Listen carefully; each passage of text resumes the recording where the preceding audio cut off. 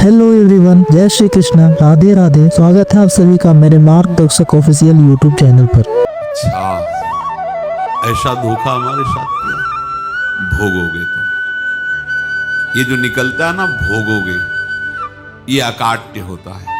क्योंकि किसी का भी हृदय, मान लो किसी भी जीव जंतु को आप कष्ट दें और उसका हृदय आह भर जाए, तो वो आह वज्र की लीक है, तुम्हें भोगना पड़ेगा। वो आह किसी की ना लेना जिंदगी। कोई ऐसा कोई आह भर करके कह दिया तुम समर्थ हो, हम तो कुछ कर नहीं सकते, और अंदर से दुखी, फिर तुम्हारी सामर्थ्य काम नहीं करेगी, मिट्टी में मिला देगी। ऐसा नहीं कि आप जो कर रहे हैं कोई देख नहीं रहा, कोई हिसाब किताब नहीं, जो कर रहे हैं अवश्य में भोक्तव्यम। बहुत सावधान।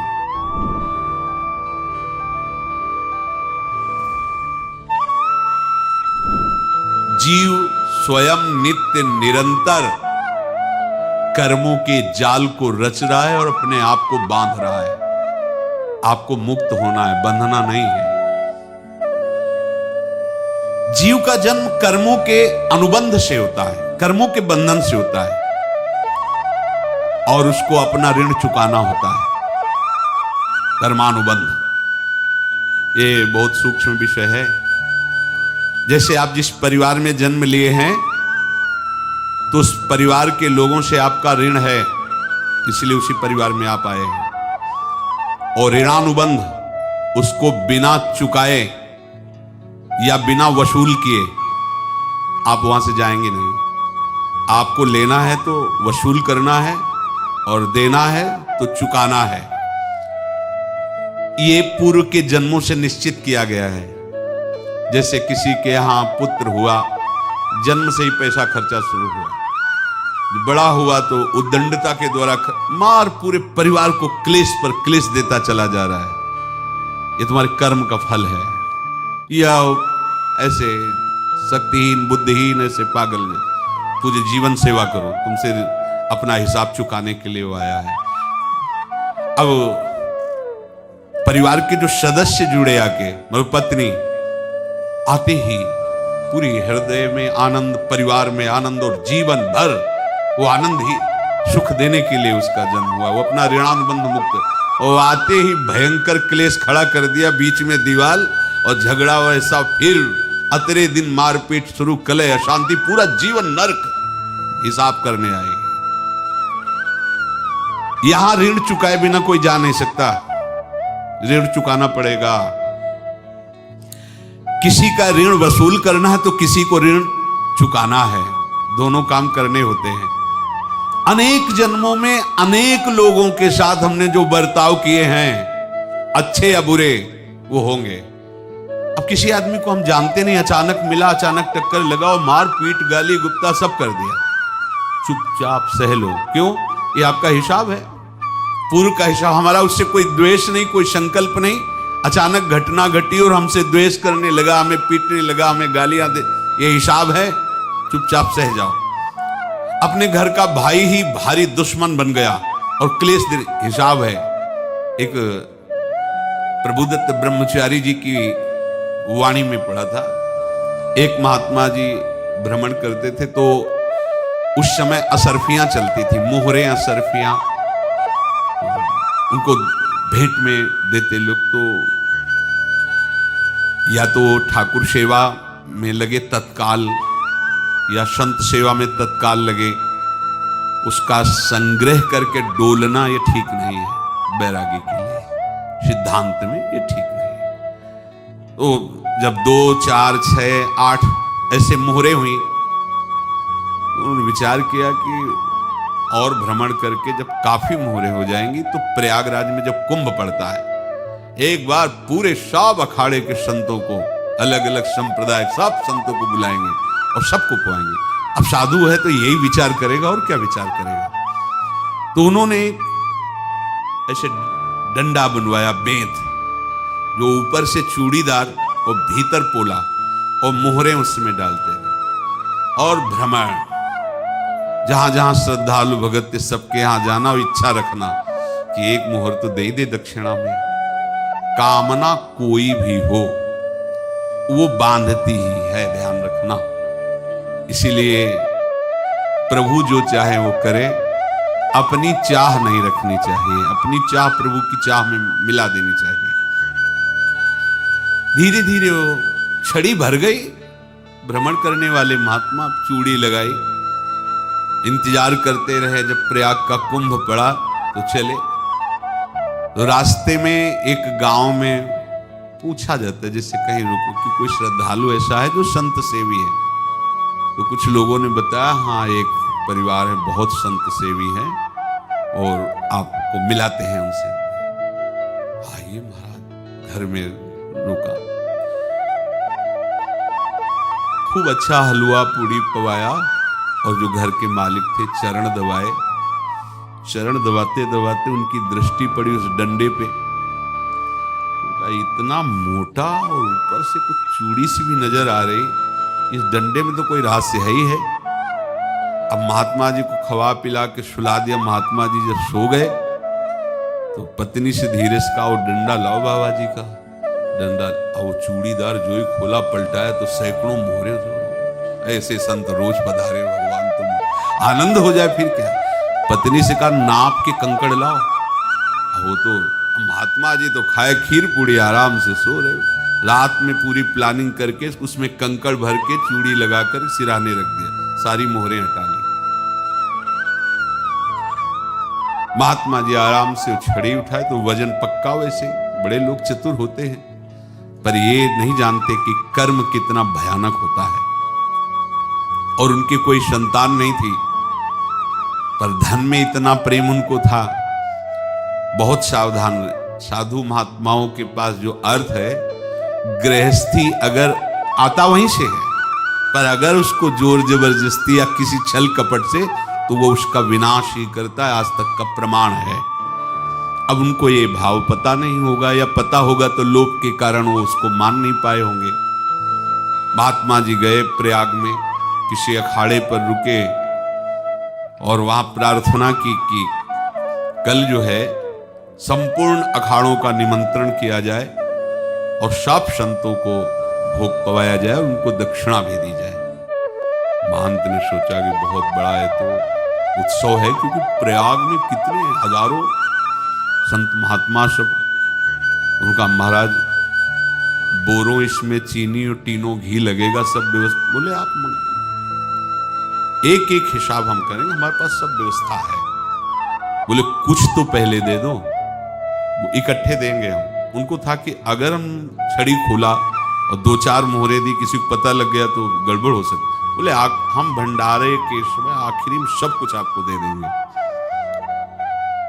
ठीक। वो अपने पास से पैसे लगाकर खूब जितना सामग्री सब लाए, लाखों की, और सब संतों को निमंत्रण कर दिया। संत जन निमंत्रित हो गए, भंडारा बन रहा है। तब वहां के महंत है, उनका देखो भंडारा भी बन रहा है, संतों को निमंत्रण।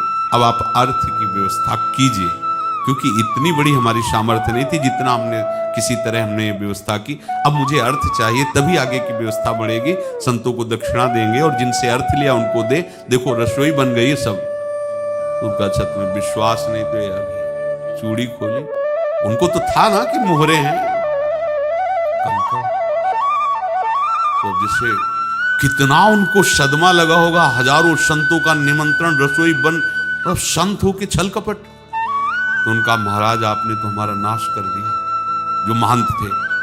अब बताओ रसोई बन गई, संत निमंत्रित हो गए, आप ये कंकड़ दिखा रहे हैं हमको। आपने तो हमें बर्बाद कर दिया, हमारी इतनी सामर्थ्य नहीं थी, आप पहले बता देते। संत होकर ऐसा छल कपट। अब वो बोले तो क्या बोले, क्योंकि उनको पता था कि मोहरे हैं इसमें। अंदर से उनका चिंतन गया उसी सेठ के पास, अच्छा ऐसा धोखा हमारे साथ किया, भोगोगे तुम।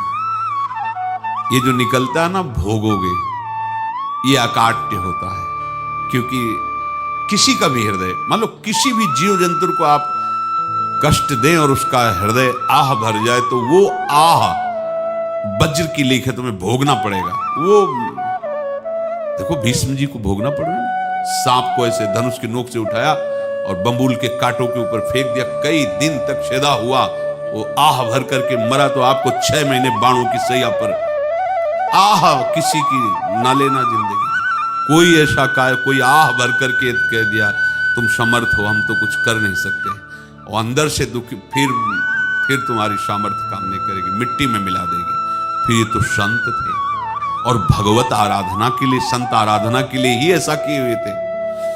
अब इनका कैसे मुंह दिखाएं, अब क्या करें।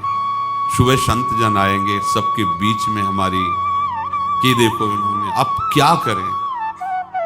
गए और संगम में जाके छलांग लगाई, अपने प्राण त्याग दिए। अब उनके तो पास मोहरे थी और व्यापार बढ़ा, और 9-10 महीने बाद ही लड़का हुआ। अब तो उनको कि संत फलीभूत हो गया। देखो व्यापार चल रहा, लड़का नहीं होता था, लड़का भी हो गया। बड़ा आनंद छा रहा है। जब से वो प्रकट हुए और धन की वृद्धि शुरू हो गई, पढ़ाई लिखाई में उनके खर्चा हुआ सब, बस बीमारी शुरू हो गई उनके शरीर में। अब उसमें पैसा जाना शुरू हुआ। इतने आसक्त तो वो दोनों हो गए कि कुछ भी हो, व्यापार ठप, संपत्ति बेचना शुरू। तो उन्होंने कहा कि बेटा मैं क्या कर सकता हूं तुम्हारे लिए। बोले हमारी अंतिम इच्छा है प्रयाग चलो, और जितने प्रयाग में संत महात्मा सबको एक बार भंडारा करवाओ। हमारी इच्छा अंतिम है, क्योंकि अंतिम यही इच्छा थी। बोले अब ज्यादा संपत्ति तो नहीं रह गई। तो बोले घर बेच दो, मेरे लिए ही तो है, बेच दो। मुझे लगता मैं बचूंगा नहीं, पर मेरी अंतिम इच्छा पूर्ण कर दो। घर बेच दिया, जेवर बेच दी। वहां गए, जब संत सेवा की तो बोले मुझे संगम तक ले चलो। संगम तक ले गए और बोले समझे तुम चुराए थे और हमने उसको छीना है, कुछ नहीं रह गया तेरे पास कुछ, अब केवल ममता और आसक्ति में जलकर मर और नरक प्राप्त कर। मैं वही महात्मा हूं जिसकी तूने मोहरे ली थी, शरीर छोड़ दिया। महात्मा को जन्म लेना पड़ा और इनको दुर्गति भोगनी पड़ी।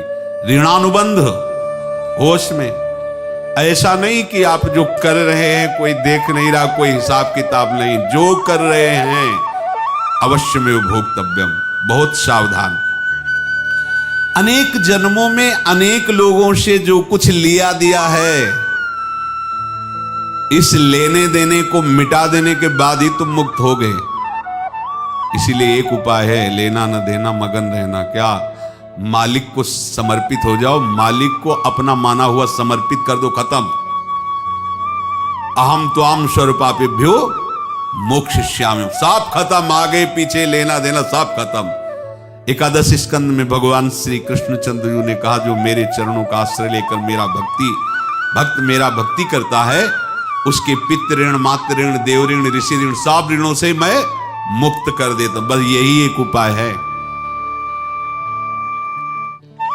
जो इसके बंद करने का उपाय भक्तों के लिए है, वो यही है, भगवान की शरण में होकर अपना माना हुआ पूरा भगवान के अर्पित कर दो। अर्पित करने का तात्पर्य उसमें अहम हटा दो। तो दियम वस्तु गोविंदम तुभ्यमेव समर्पये। जिनसे तुमने सेवा करवाई है उनकी सेवा करनी पड़ेगी, जिनसे तुमने जो कुछ लिया है उनको देना पड़ेगा। ये लेने देने का व्यापार जब तक समाप्त नहीं होगा तब तक तुम्हारा जन्म मरण चलता रहेगा। अब आपको यहां समझना है, यदि आपसे किसी ने पैसे लिए बेईमानी करके नहीं दे रहा है तो आप उसको गाली मत दीजिए, आपने बेईमानी की थी इसलिए आपकी बेईमानी हुई है, ले गया, कोई बात नहीं है, बंधन से मुक्त हुए, जो बोझा था चला गया। उसको ऐसा ना देखे कि ये बेईमान हमारे रुपए मार लिए, अब जो कुछ होगा देखेंगे। अगर आप आगे नया कुछ करते हैं तो फिर आगे का हिसाब आपको भोगना पड़ेगा, ध्यान रखना। ऐसा नहीं है कि आपको भोगना नहीं पड़ेगा। एक ही उपाय है कि अब जो शरीर धारण किए इसी में जो भोग ले, आगे ना होना चाहिए। तो क्या करे? सर्वतो भावेन भगवान की शरण ले ले। ये तो सर्वाणि कर्माणि मयि सन्न्यस्य मत्पराहा अनन्येनैव योगेन माम ध्यायन्तु उपासते तेषामहं समुद्धर्ता मृत्यु संसार से। ये बड़ा कठिन है पार होना, कोई छोटी मोटी बात है?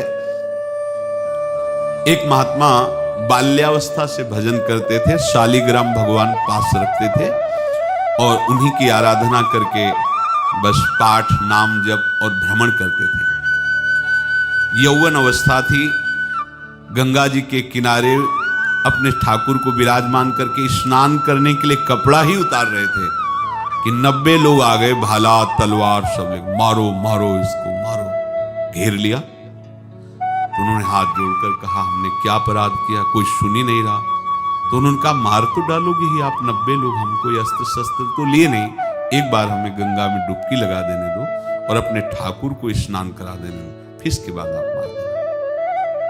भगवत इच्छा से लोग रुक गए, स्नान किया और अंदर से प्रार्थना की, प्रभु ये क्या लीला है आपके सिवा मेरा कोई है नहीं और ये मुझे मारना चाहते हैं। तो भगवान ने जानते हो क्या कहा उनके अंतर में, तुम मेरे में ध्यानस्थ हो करके शरीर को छोड़ो, ये लोग मारेंगे।